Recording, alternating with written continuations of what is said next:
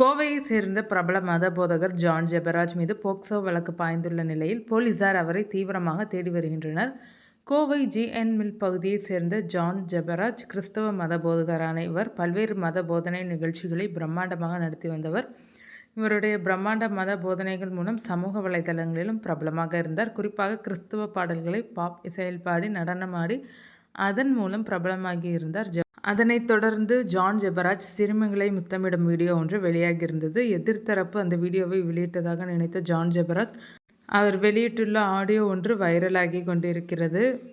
இந்நிலையில் ஜான் ஜெபராஜ் மீது 2 போக்சோ வழக்கு பாய்ந்துள்ளது. கடந்த 2024ஆம் ஆண்டு மே 21ஆம் தேதி இல்லத்தில் நடந்த பார்ட்டி ஒன்றின் பொழுது அதில் கலந்து கொண்ட 17 வயது மற்றும் 14 வயது சிறுமிகளுக்கு ஜான் ஜெபராஜ் முத்தமிட்டு பாலியல் தொல்லை கொடுத்ததாக கூறப்படுகிறது.